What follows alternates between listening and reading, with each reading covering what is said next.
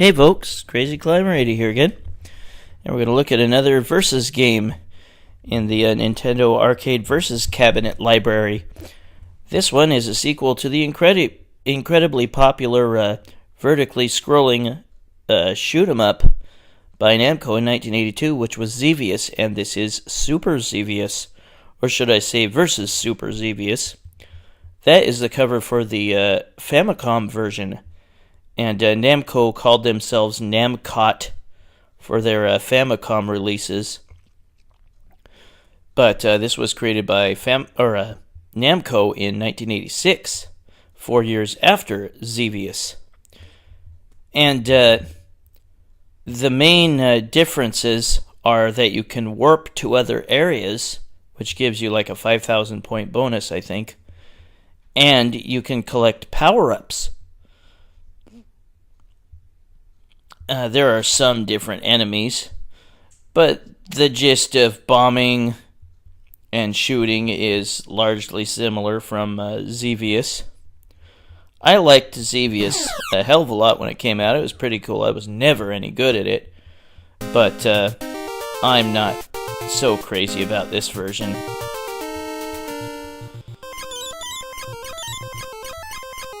The music is a little bit similar. And there are elements from the first game that are in this. There are hidden one-up flags, and there are Sol Citadels that you can uncover. Hidden Sol Citadels that you can bomb twice for extra points.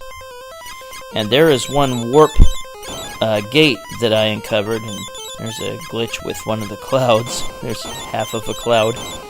But there will be some warps in the game that will allow you to go to other parts. But the game basically feels the same. Some areas you cannot bomb in, which is dumb. But there will be power-ups in the form of a ship flying by. There's one of them. That ship, you have to destroy 3 bonds, and then the ship will be released and you could collect it, and it'll protect you on the front. Now that's one power-up, but later on there will be another ship that will fly by, and it will drop 3 balls. They will be different colored. One will fall to its left, one will fall straight down, and one will fall to its right. And one will be black, it will give you faster shot. One will be yellow, and it will give you wide crosshairs and a wide explosion radius, which is really cool. And then there will be a blue ball that you can collect, and that is the best of all. It gives you both front and back lasers, making your firepower so much more awesome.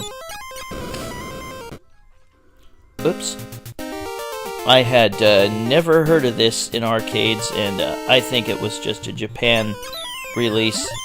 And there's, there I collected the black, and that gives me much faster shots.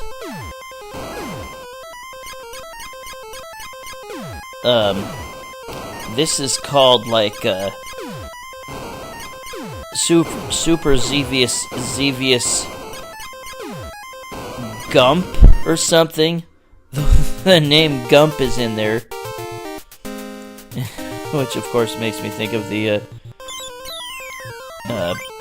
presidents of the USA or whatever song, Gump. She's Gump, she's Gump, she's Gump, she's in my head. I don't know where they got the name Gump from. Obviously came way before the song.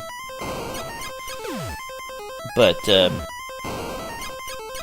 this arcade version is generally just known as Versus Super Xevious.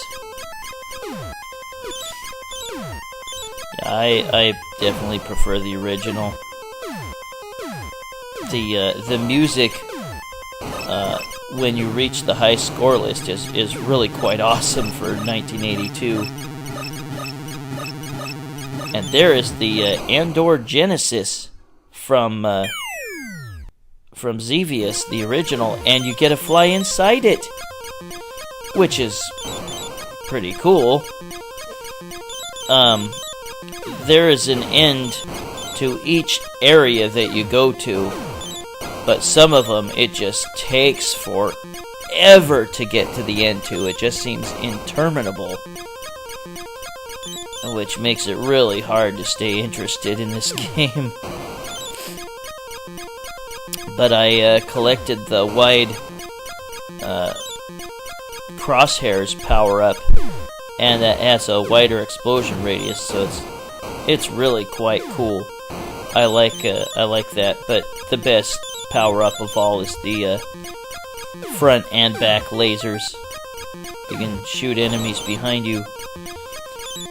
Just like in the original Xevious, there are a number of enemies that will shoot at you from behind if you let them get past you. So you've gotta stay aware of that. I'm not a big fan of this game. It's the next level once I emerge from the inside of the Andor Genesis that just does not seem to end. I could not get past it. The Famicom version of this might have a password feature or something. When I lost my last life on this game, I got some sort of, I think, 4-digit number, which I think might be a password, and you can't use the password feature in this game. When you see that flashing green, then you're at the end of the inside of the Andor Genesis, and you'll fly back out of it. This area I hate. It just does not seem to freaking end. Yeah, getting big crosshairs on this area doesn't help you at all, because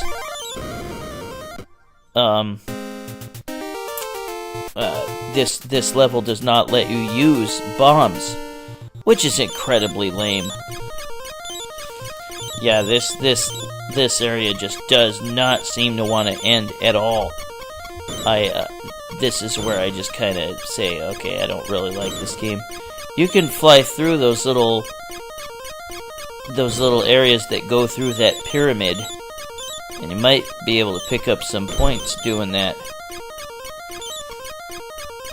But yeah, I can't stay interested in this game, largely because of this interminable level. Now here's where it can get tough. The enemies can sometimes kind of park in the foliage, especially those little tiny enemies. You might not be able to see them until you rummage through the foliage trying to see if you can find a warp area, and then you run smack into an enemy and die. Yeah, I really don't care for this game. Oh, more power-ups. But I just picked up another wider crosshairs, which ain't gonna help me. But yeah, once again, the power-ups are colored balls there. The black is a faster shot, the yellow is a wider crosshairs, or wider explosion radius, and the blue is front and back lasers, which is so awesome. Well, for this game anyway. Yeah, those little tiny guys, if you let them pass you, they will follow you and track you down. So try to get rid of them before the screen catches up to them.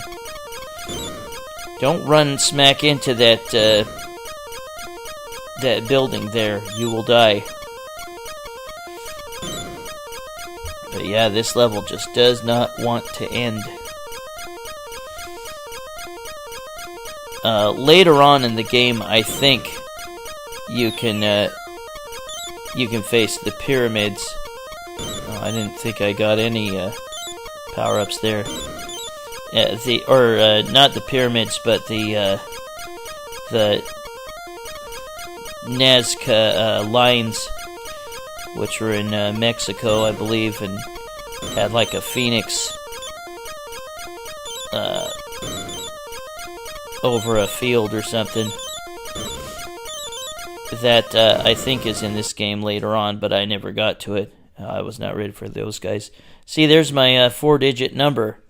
I'm guessing that's like a password that's only used in the Famicom version. But let's look at the secrets you can uncover. Like there's the 1-up flag. Just have to bomb certain areas to make it appear.